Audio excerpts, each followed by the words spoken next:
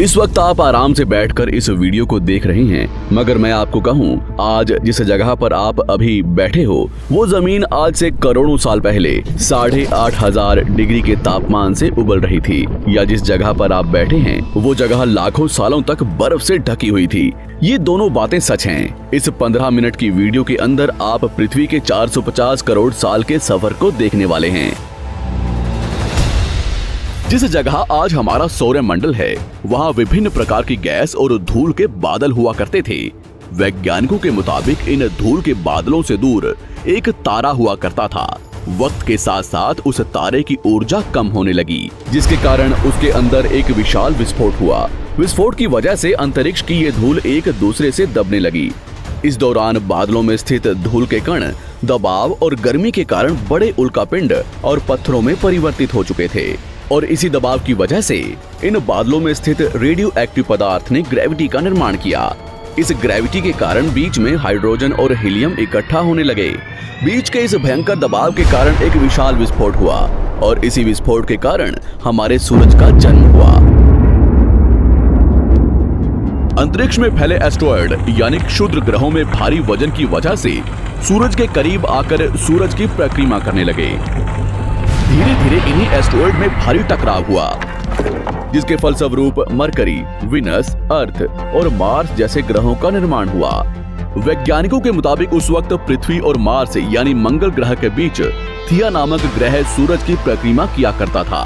पृथ्वी पर ग्रेविटी होने की वजह से सूरज की परिक्रमा करने वाले एस्टेरॉयड अब पृथ्वी की परिक्रमा करने लगे, और धीरे धीरे करोड़ों सालों तक ये पृथ्वी पर गिरते रहे। और ऐसी घटना हमारे पड़ोसी ग्रह थिया पर भी हो रही थी, जिसके कारण थिया पृथ्वी के और करीब आने लगा और आकर पृथ्वी से टकराया। इस भयंकर टकराव की वजह से पृथ्वी के हिस्से कणों के रूप में अंतरिक्ष में फैल गए और एक रिंग्स की तरह पृथ्वी की परिक्रमा करने लगे। इन्हीं परिक्रमा करते हुए कणों में टकराव होने लगा, जिसके कारण हमारे चांद का निर्माण हुआ। उस वक्त पृथ्वी पर सिर्फ एक ही समुद्र हुआ करता था, और वो था 1900 डिग्री सेल्सियस की तापमान पर उबलते हुए लावे का। उबल रही थी वो सारी चीजें जिसे आज आप अलग अलग नाम से जानते हैं। वक्त के साथ साथ पृथ्वी धीरे धीरे ठंडी हो रही थी, जिसके कारण पृथ्वी के भारी तत्व जैसे धातु और रेडियो एक्टिव पदार्थ पृथ्वी के केंद्र में जाकर इकट्ठा हो गए, और हल्के पदार्थ पृथ्वी की सतह पर आ गए। लाखों सालों तक पृथ्वी पर उल्कापिंडों की बरसात हुई, और इन गिरते हुए उल्कापिंडों में जमा था नमक, मिनरल्स और पानी। करोड़ों सालों तक इन उल्कापिंडों की बरसात होती रही, और धीरे धीरे पृथ्वी की ऊपरी सतह पानी से ढकने लगी। वैज्ञानिकों के मुताबिक यही वो वक्त था जब दूर गहरे पानी के अंदर निकलते ज्वालामुखियों से पहली बार सूक्ष्म जीवों का निर्माण हुआ। लाखों सालों बाद एक वक्त ऐसा आया जब पृथ्वी की पूरी सतह पानी से ढक चुकी थी। हमारी पृथ्वी के सबसे अंदर का कोर रेडियो एक्टिव पदार्थ से बने होने की वजह से हरदम गर्म होता रहता है, लेकिन जब भी पृथ्वी की ऊपरी जमीन ठंडी हो जाती है तब पृथ्वी के अंदर की गर्मी बाहर नहीं निकल पाती, जिसके कारण ज्वालामुखियों का निर्माण होता है। और उस वक्त कुछ ऐसा ही हुआ। पानी से ढकी हुई पृथ्वी पर हजारों की तादाद में ज्वालामुखी निकलने लगे, और आने वाले लाखों सालों तक इन ज्वालामुखियों का निकलना जारी रहा, जिससे पानी के ऊपर जमीन का निर्माण हो रहा था। इस वक्त भी पृथ्वी पर वातावरण न होने की वजह से अंतरिक्ष से उल्कापिंडों की बरसात हो रही थी। आज से लगभग 300 करोड़ साल पहले पृथ्वी पर ऐसा वक्त आया जब पृथ्वी का वातावरण लगभग स्थिर होने लगा था। ज्वालामुखी निकलने धीरे हो गए थे, और पृथ्वी का एक दिन 12 घंटे का हुआ करता था। साल बीतते गए, और धीरे धीरे ये सूक्ष्म जीव विकसित होते गए और समूह में रहने लगे। आज से लगभग 250 करोड़ साल पहले पहली बार पृथ्वी पर ऐसे जीवों का निर्माण हुआ जो जीने के लिए ये पानी के अंदर के मिनरल्स यानी खनिज पदार्थ और धूप का इस्तेमाल करते थे, और मल त्याग के रूप में ऑक्सीजन बाहर निकालते थे। इस वक्त तक पृथ्वी पर ज्यादातर ज्वालामुखी निकलने बंद हो चुके थे, और इन माइक्रोबैक्टीरिया की वजह से वातावरण में ऑक्सीजन की मात्रा बढ़ रही थी। वातावरण में ऑक्सीजन बढ़ने की वजह से पृथ्वी का वायुमंडल बनना शुरू हुआ, और आने वाले हजारों सालों तक वातावरण में ऑक्सीजन की मात्रा बढ़ती रही। जिसकी वजह से पृथ्वी के ज्यादातर हिस्सों में ये सूक्ष्म जीव फैल गए। हजारों सालों बाद एक वक्त ऐसा आया जब पृथ्वी में ज्यादा ऑक्सीजन बढ़ने के कारण ये सूक्ष्म जीव मरने शुरू हो गए। उस वक्त तक पृथ्वी का वातावरण ठंडा होने के साथ साथ ऑक्सीजन से भी भर चुका था, जिसके कारण जमीन और वातावरण में स्थित आयरन यानी लोहे के मिनरल्स पानी में स्थित ऑक्सीजन से रिएक्ट होने लगे। और एक वक्त ऐसा आया जब पृथ्वी की जमीन आज के मार्स के जैसे लाल हो चुकी थी। वक्त बीतने के साथ साथ धरती की टेक्टोनिक प्लेट्स में दरार होने लगी, जिसके कारण पृथ्वी के अंदर का लावा जमीन की तरह कई लाखों सालों तक खुला उबलता रहा।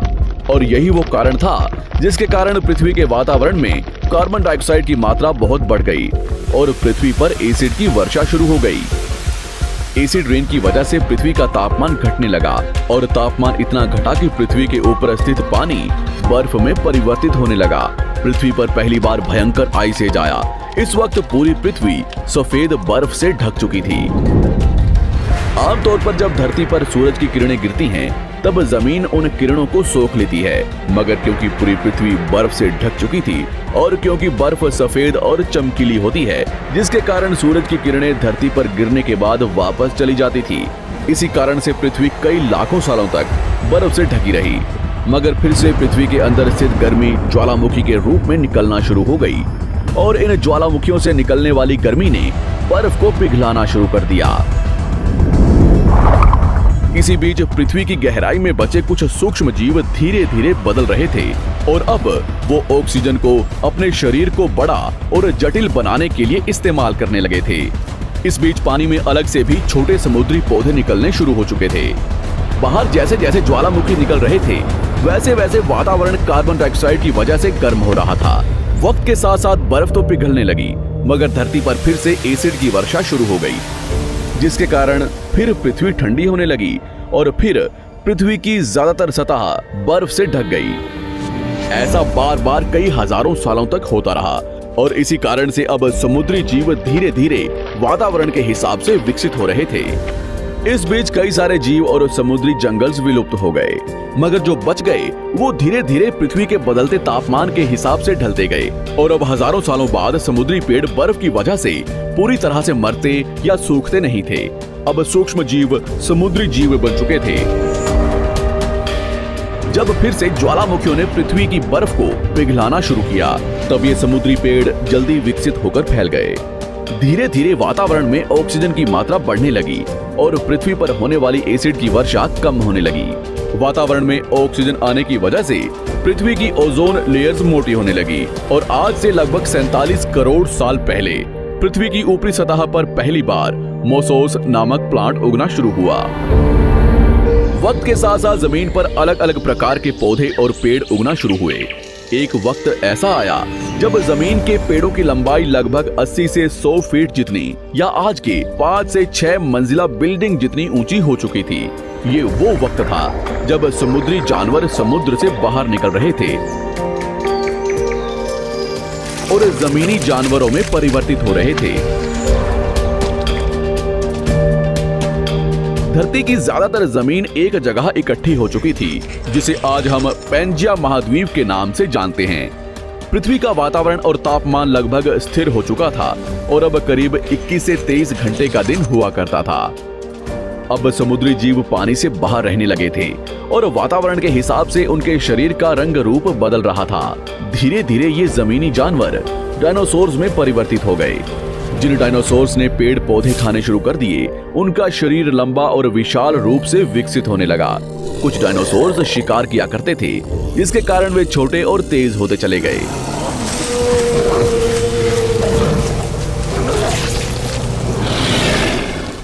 पृथ्वी की ऊपरी जमीन एक जगह इकट्ठी होने के कारण ज्यादातर जमीन रेगिस्तान और बंजर हो चुकी थी।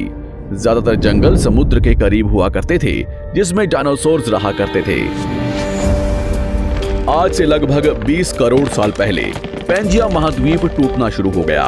पैंजिया के विभाजित होने की वजह से पृथ्वी की ज्यादातर ऊपरी जमीन पानी के संपर्क में आने लगी, जिसके फलस्वरूप पृथ्वी पर हरियाली बढ़ती गई, जिस वजह से डायनासोर्स और ज्यादा विभिन्न और विशाल होते चले गए। डायनासोर्स ने आने वाले लगभग 20 से 30 करोड़ सालों तक पृथ्वी पर राज किया।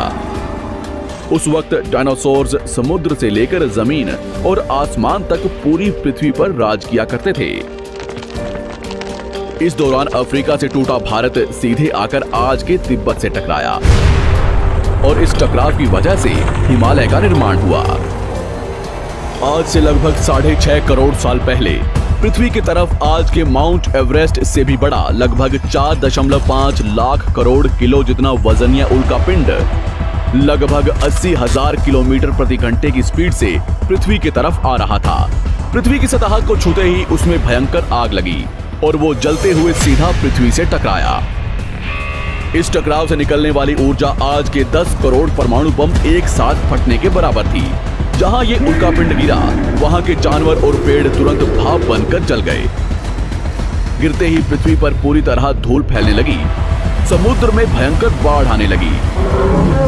भूकंप और आग ने पृथ्वी को जलाना शुरू कर दिया। कुछ ही घंटों में पूरी पृथ्वी के वातावरण में हानिकारक गैस और धूल की वजह से पृथ्वी नर्क हो चुकी थी। डायनासोर्स, घुटन, आग और भूखमरी से पूरी तरह विलुप्त हो गए।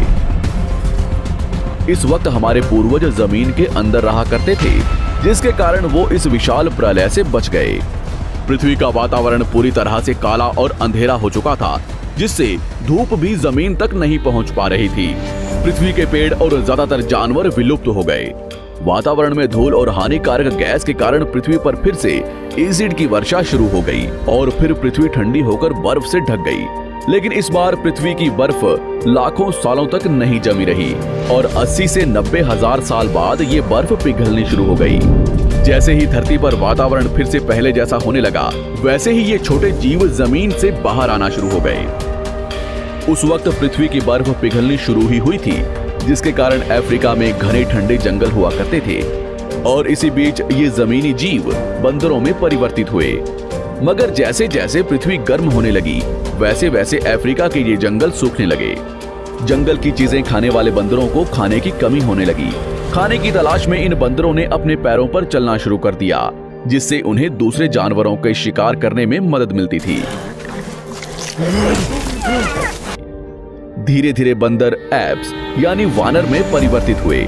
खाने की तलाश में ये एप्स पृथ्वी के दूसरे हिस्सों में फैलने लगे और धीरे धीरे उनके शरीर का रंग रूप वहां के मौसम के हिसाब से बदलता गया। वक्त के साथ साथ हम आदिवासी बने। हमने हथियारों से लेकर आग का आविष्कार किया। हम धीरे धीरे इंसान के रूप में विकसित हुए। हमने धर्म से लेकर परिवार, भाषा और संस्कृति का निर्माण किया और वक्त के साथ साथ हम विकसित होते चले गए और आज हम इस पृथ्वी की सबसे विकसित प्रजाति बन चुके हैं। पृथ्वी को आज के जैसे बनने में लगभग 450 करोड़ साल का वक्त लगा है और हमें एक छोटे जमीन में रहने वाले जानवर से इंसान बनने में कई लाखों सालों का। मगर हमने इन 100 सालों में जितना पृथ्वी को गंदा और तबाह किया है, उतना आज तक किसी भी प्रजाति ने नहीं किया होगा। हम फिर से धरती को गर्म कर रहे हैं और कार्बन डाइऑक्साइड की मात्रा बढ़ा रहे हैं। वैज्ञानिकों का मानना है कि पृथ्वी पर फिर से विशाल परिवर्तन होने वाला है। भविष्य में पृथ्वी कैसी होगी, जानेंगे हमारी अगली वीडियो में।